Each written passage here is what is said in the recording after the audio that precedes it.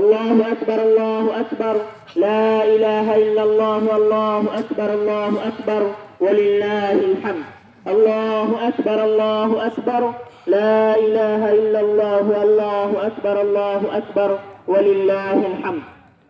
সম্মানিত উপস্থিতি, আজকে আমার সংক্ষিপ্ত ঈদের খুতবায় আমি দুটি বিষয়ে আলোচনা করতে চাই। তার মধ্যে প্রথমে আমি যে বিষয়টিতে আলোচনা করতে চাই সেটি হচ্ছে ঈদের আদব বা ঈদুল আজহার আদব এবং শিষ্টাচার সম্পর্কে। ঈদুল আজহার আদব এবং শিষ্টাচার সম্পর্কে আপনারা অসংখ্য দিন আপনাদের প্রিয় শায়েখ আব্দুর রাজ্জাক বিন ইউসুফ হাফিজাহুল্লাহর মুখে ঈদের আদব শুনেছেন। তারপরেও আমি ঈদের দুই একটা আদবের কথা বলে আমি আমার বক্তব্য সামনের দিকে নিয়ে যাব। ঈদের আদবের সর্বপ্রথম আদব হচ্ছে গোসল করে ঈদগাহে আসতে হবে। كان النبي صلى الله عليه وسلم يغتسل لعيدين। সাহাবীগণ বলছেন যে রাসূল সাল্লাল্লাহু আলাইহি ওয়াসাল্লাম যখন ঈদের দিন ঈদের উদ্দেশ্যে বের হতেন তখন তিনি ঈদের গাহে যাওয়ার পূর্বে সালাত আদায় করতেন। সালাত আদায় করে ঈদগাহে আসতে হবে। ঈদের দিন আসার সময় সুন্দর পোশাক পরিধান করে, উত্তম পোশাক পরিধান করে ঈদের সালাতের জন্য। عن جابر رضي الله تعالى عنه قال كان للنبي صلى الله عليه وسلم جبة كان للنبي صلى الله عليه وسلم جبة للعيدين ويوم الجمعة। জাবির রাদিয়াল্লাহু তাআলা বর্ণিত তিনি বলেন রাসূল সাল্লাল্লাহু আলাইহি ওয়াসাল্লামের একটি নির্দিষ্ট জুব্বা ছিল যেটি তিনি দুই ঈদে এবং জুমার সালাতে পরিধান করতেন। বোঝা যাচ্ছে যে রাসূল সাল্লাল্লাহু আলাইহি ওয়াসাল্লামের ঈদের আলাদা পোশাক ছিল। ইবনে ওমর রাদিয়াল্লাহু তাআলা আনহু বলছেন কানান নবী সাল্লাল্লাহু আলাইহি ওয়াসাল্লাম ইয়ালবাসু লিল ঈদাইন আহসানা থিয়াবিহি।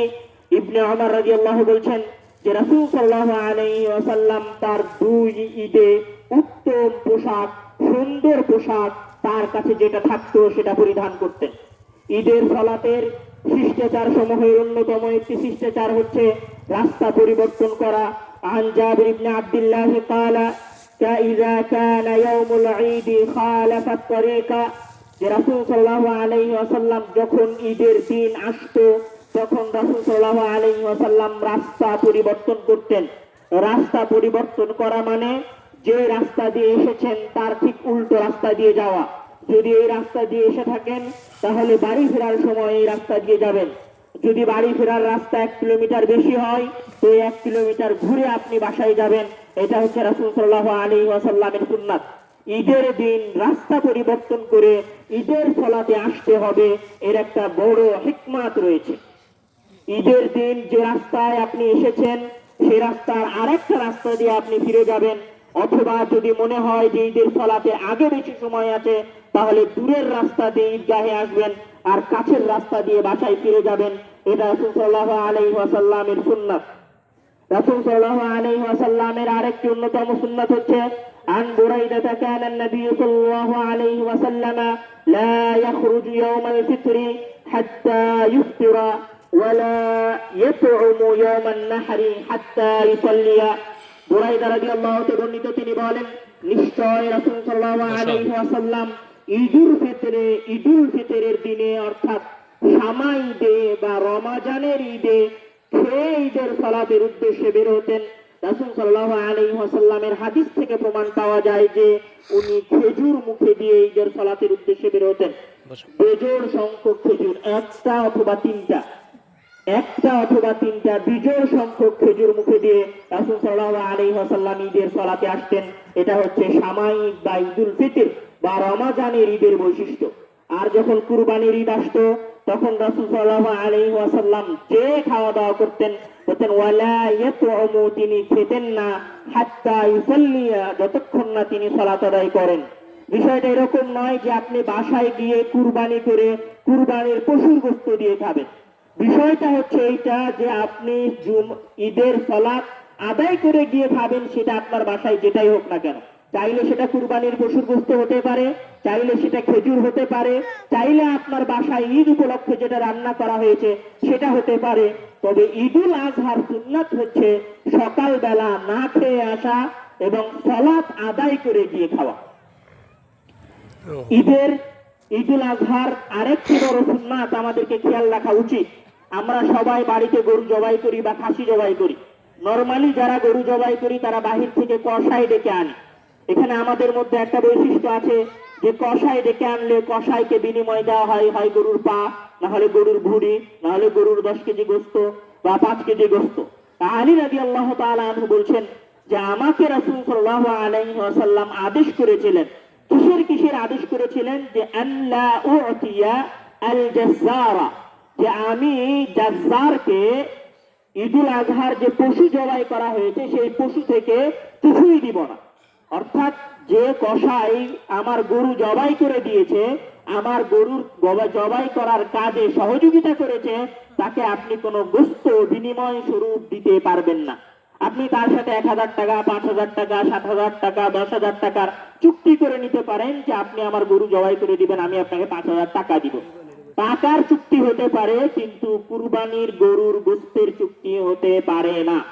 তাহলে কি আমি তাকে কোনো গোস্তই দিতে পারবো না? দিতে পারবেন। আপনি তাকে 3000 টাকা চুক্তি হিসেবে দিয়েছেন ঈদের দিন, আপনি তাকে 2 কেজি গোস্ত ধরিয়ে দিলেন, কিন্তু ওই 2 কেজি গোস্ত তার ওই কাজের পারিশ্রমিক হিসেবে দেওয়া যাবে না। কাজের পারিশ্রমিক হিসেবে কোনো কসাইকে 1 টুকরা গোস্ত দেওয়া যাবে না। এটা রাসূল সাল্লাল্লাহু আলাইহি ওয়াসাল্লাম কঠোরভাবে নিষেধ করেছেন। কসাইকে কোনো কিছুই দেওয়া যাবে না। এরপরে আসুন, এই কয়েকটা ছিল ঈদের মোটামুটি আদব বা শিষ্টাচার। প্রথম আদব, গোসল করে আসতে হবে। দ্বিতীয় আদব, সুন্দর পোশাক পরিধান করতে হবে। তৃতীয় আদব, যে রাস্তায় আসবেন তার উল্টো রাস্তায় বাসায় ফিরে যাবেন। চতুর্থ আদব, যে কসাইকে কোনো কিছুই দেওয়া যাবে না। এই 5টা হচ্ছে ঈদের আদব বা শিষ্টাচার সমূহের মধ্যে অন্যতম। এবার আসুন আমার খুতবার দ্বিতীয় অংশ, সেটা হচ্ছে ভাগে কুরবানি। ভাগে কুরবানির ক্ষেত্রে সর্বপ্রথম একটা কথা মনে রাখেন যে ভাগে কুরবানি দেওয়া যাবে কি যাবে না, এটা হচ্ছে ফিকহি মাসলা। ফিকহি মাসলা মানে চিন্তা গবেষণা করে কথা বলার জায়গা। যার চিন্তায় যেটা সঠিক মনে হয়েছে, যে ইমামের চিন্তায় যেটা সঠিক মনে হয়েছে, উনি চিন্তা গবেষণা করে হাদিস যাচাই বাছাই করে ফতোয়া দিয়েছেন। ঈদ ভাগে কুরবানি দেওয়ার মাসালাটা হচ্ছে ফিকহি মাসলা, তথা এই মাসলায় কোনো বাড়াবাড়ি চলবে না। যেমন ইবনে মালিক ইমাম মালিক রাহিমাহুল্লাহ, মানে যাদের নামে 4টা মাযহাব আছে। একটা মাযহাব কি হানাফি মাযহাব, ইমাম আবু হানিফার নামে। হাম্বলি মাযহাব আহমদ ইবনে হাম্বলের নামে। শাফিঈ রাহিমাহুল্লাহর নামে শাফিঈ মাযহাব। আর মালিক রাহিমাহুল্লাহর নামে মালিকি মাযহাব।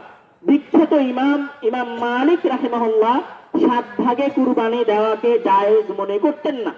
ওনার কাছে 7 ভাগে কুরবানি দেওয়া যায় না।